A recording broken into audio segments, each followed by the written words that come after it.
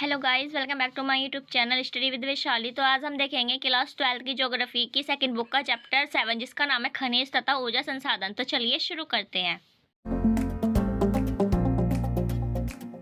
तो इसमें हम सबसे पहले पढ़ेंगे इसका इंट्रोडक्शन कि इसमें हम लोगों को क्या क्या टॉपिक पढ़ने हैं। तो इसमें हम पढ़ेंगे खनिज और खनिज संसाधनों के प्रकार और जो भारत में खनिजों का वितरण और या फिर खनिज पट्टियाँ और जैसे कि ऊर्जा संसाधन है जो परंपरागत और गैर परंपरागत में अंतर और खनिज संसाधनों का संरक्षण।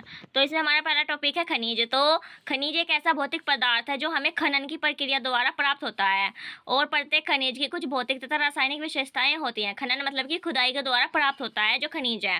अब जो भारत में संसाधनों के प्रकार हैं वे दो तरह के हैं, एक तो धात्विक है और एक अधात्विक है। तो जो धात्विक है उसमें है लोह युक्त, मतलब कि जो लोहे का बना हुआ है, जैसे कि लोहा मैग्नीज में भी पाया जाता है लोहा थोड़ा बहुत। और धात्विक में भी दो अंतर हैं, ये है अलोह जिसमें कि लोहा नहीं पाया जाता, जैसे कि तांबा बॉक्साइट। अब अधात्विक खनिज, तो इसमें क्या है, इसमें ईंधन खनिज है और अन्य है। जो ईंधन खनिज है उसमें कौन सा आता है, उसमें कोयला आता है, पेट्रोलियम, प्राकृतिक गैस, और अन्य में है माइका चूना पत्थर। अब हम देखते हैं कि जो धात्विक खनिज हैं उसके जो दोनों प्रकार हैं उनको एक एक करके देखते हैं। तो जो लोहा खनिज है उसमें पहला है लोह अयस्क। तो जो भारत में लोहा अच्छी मात्रा में पाया जाता है, अच्छी मात्रा में है यहाँ पर, और यहाँ एशिया का विशालतम लोहा अयस्क है, मतलब कि भारत में विशालतम लोहा अयस्क है। और जो लोहा अयस्क है वो दो प्रमुख प्रकार हैं, एक तो है हेमेटाइट और एक है मैग्नेटाइट है। और जो सर्वोत्तम गुणवत्ता के कारण ही विश्व भर में मांग है इसकी। और प्रमुख क्षेत्र हैं जहाँ पर ये ज़्यादा पाया जाता है वो है उड़ीसा, झारखंड, छत्तीसगढ़, कर्नाटक, गोवा।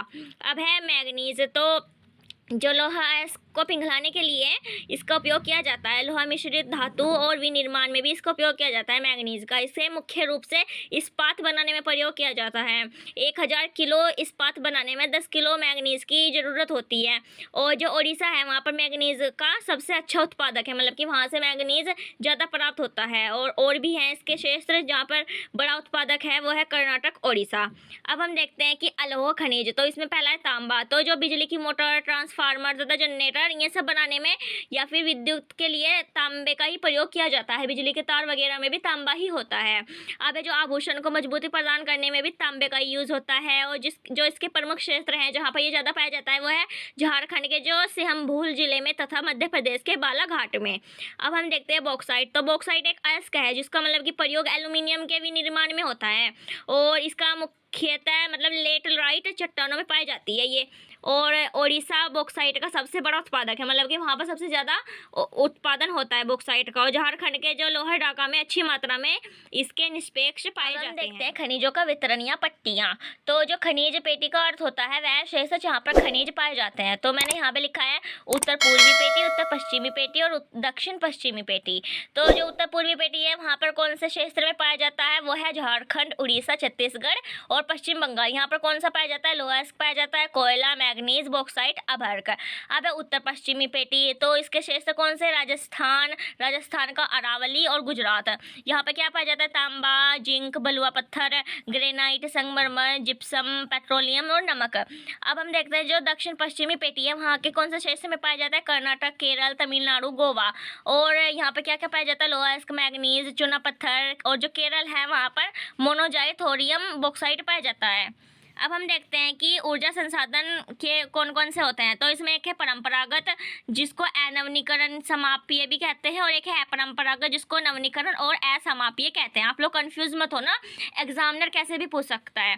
तो जो परंपरागत है इसमें कौन से आते हैं, इसमें आता है कोयला, पेट्रोलियम और प्राकृतिक गैस। और जो अपरंपरागत है मतलब कि जो कभी खत्म नहीं हो सकता है वो है सौर ऊर्जा, पवन ऊर्जा, जैव ऊर्जा, भूतापीय ऊर्जा, ज्वारीय तथा तरंग ऊर्जा, और या फिर नाभिकीय ऊर्जा, और या फिर परमाणु ऊर्जा। अब हम इनको एक एक करके देखते हैं। तो पहला है कोयला। तो कोयला सबसे महत्वपूर्ण खनिजों में से एक है और इसका जो मुख्य प्रयोग लोहा अयस्क को पिघलाने तथा जो ताप विद्युत है उसके उत्पादन में किया जाता है। अब है जो भारत में कोयला है उसके निष्पेकों का लगभग 80% भाग बिटुमिनियस प्रकार का है तथा गैर कोंकारी श्रेणी का है। अब जो भारत में जो उसके प्रमुख क्षेत्र हैं वो दामोदर घाटी जो है झारखंड, बंगाल, कोयला पट्टी, और एक है राजिंग। ठीक है, और झरिया, बोकारो एवं करणपुरा। अब ये जो झरिया है वो सबसे बड़ा कोयला क्षेत्र है। उसके बाद है रानीगंज, और जो सर्वाधिक महत्वपूर्ण कोयला खनन केंद्र है जो वो मध्य प्रदेश में सिंगरौली में है, वहाँ पर सबसे ज़्यादा कोयला निकाला जाता है।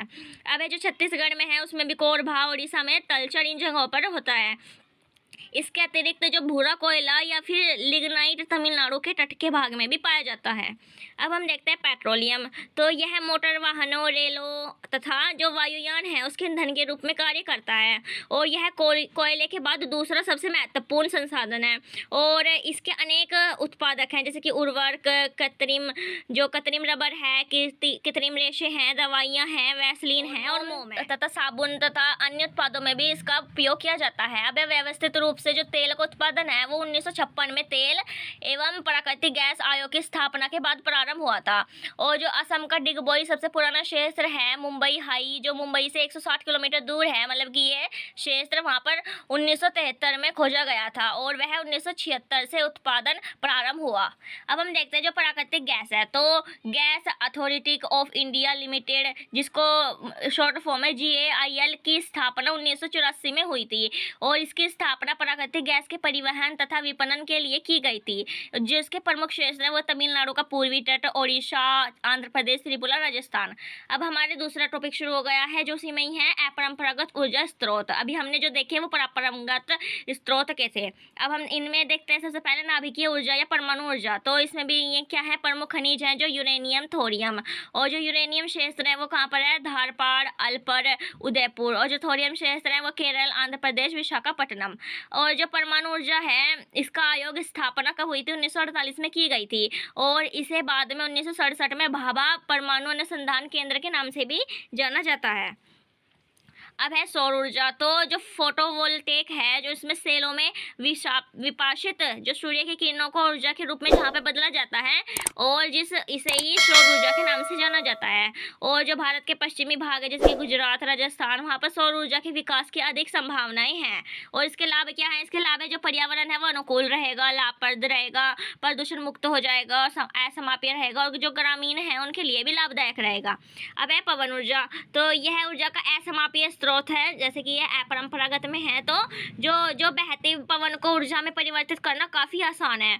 तो पवन की गतिज ऊर्जा को टरबाइन के माध्यम से विद्युत ऊर्जा में बदला जा सकता है। अब भारत ने काफ़ी पहले से इसका प्रारंभ कर दिया है। गैर परंपरा ऊर्जा स्रोत मंत्रालय भारत के तेल के आयात बिल के भर को कम करने के लिए पवन ऊर्जा का विकास कर रहा है।